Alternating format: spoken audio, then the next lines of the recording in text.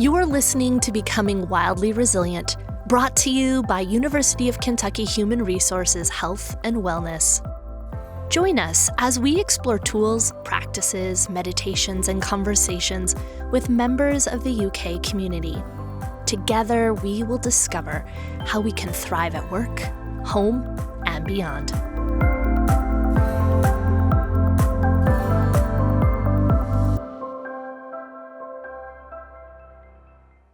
Hello, everyone. I'm Amy Rodquist-Kodet, health coach with the University of Kentucky Health and Wellness Program. Welcome to Becoming Wildly Resilient Practices, where we'll explore research-based tips and tools that help us thrive more in the areas of life that matter most. This month, we're talking about social connection and adult friendship. More specifically, asking that question, why is it so hard to make new meaningful connections as adults? To support us all in this area, I've got 6 helpful hints from New York Times bestselling author Gretchen Rubin on simple solutions to create connection in adulthood. Researchers are crystal clear about the importance of healthy relationships and strong bonds with others as being important to our well-being and sense of thriving as adults. Many of us are longing for more meaningful connections. We know it's important, but it's so hard. I've lived in 3 different time zones and lived abroad a couple years in Central America, and found that when I was moving for a specific reason that had a built-in system of connection, like graduate school or living and working abroad, there was a shared sense of purpose that made it easier to make friends because we were all in a similar phase of life and had shared experiences that united our lives in this place and time. But my last 2 moves have been trickier. I've found it harder to break into social circles that have been established long before I moved in.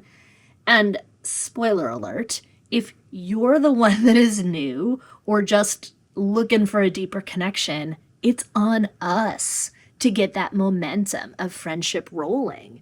And that takes time, energy, and initiative, and some boldness. It can feel really scary. It's also a bit daunting since so many of us have big demands on those resources. Work, kids, and obligations that can weigh heavy. It's easy and understandable why a lot of us let new connections slide down the priority list. What are we to do? Gretchen Rubin wrote a great evidence-based article for LinkedIn last month that really got my attention. I wanted to share 6 of her strategies for cultivating friendships. And hear me loud and clear.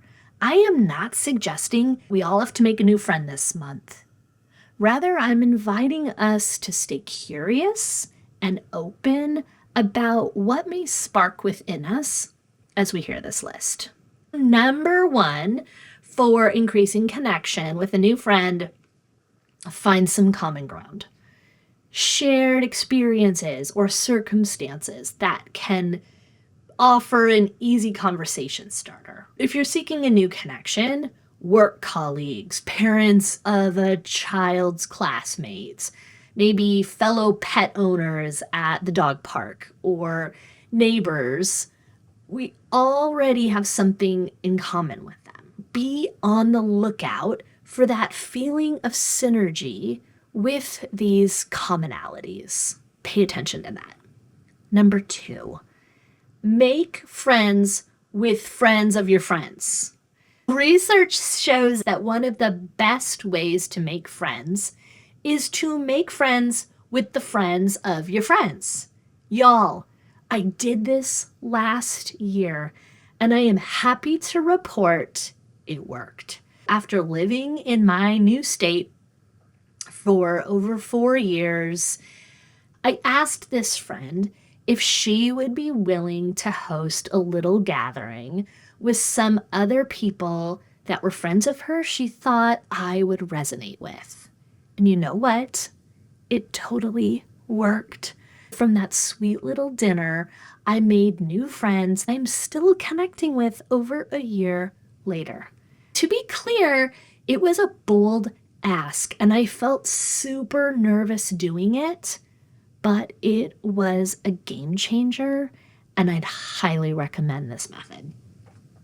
Number 3, join a group around an interest. Identify a hobby, subject, or a skill that interests you and take a class.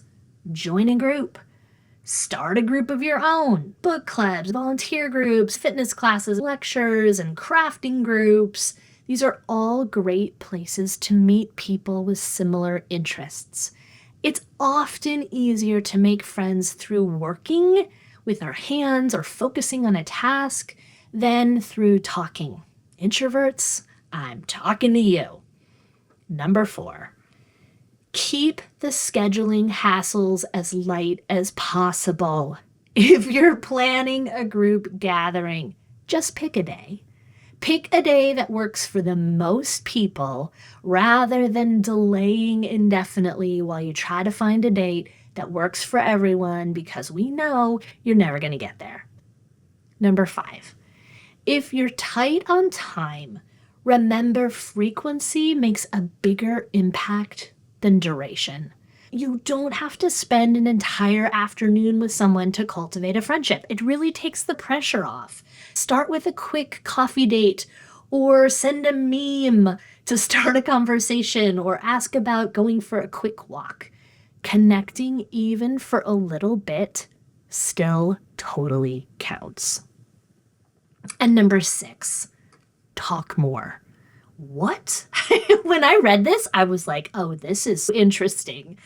While many people believe they'll be more likable if they talk less, research suggests that people who spoke a little bit more than half the time in conversation were found to be more interesting and likable. I know it can be scary to put yourself out there, but doing so in an authentic way can turn the tide, create a connection and synergy with people that can deepen relationships. So, pick one of these 6 tips and play with it over this month and just notice what happens. Thanks for joining me today and practicing together, because practice makes possible. And that's how we become more wildly resilient. So until next time, keep practicing. Thank you for listening to Becoming Wildly Resilient. This podcast is brought to you by University of Kentucky Human Resources, Health and Wellness. We offer a wide range of online and in-person services to support the well-being of UK employees, retirees, and their spouses. You can find experts in mental health, personal resilience, nutrition, and physical activity. We're ready to meet you where you are and address your unique needs. To learn more about the work-life and well-being services offered by UK Human Resources, visit hr.uky.edu/wellbeing. You can also connect with us on social media and YouTube by searching at UKY Wellness, or by email at healthandwellness@uky.edu.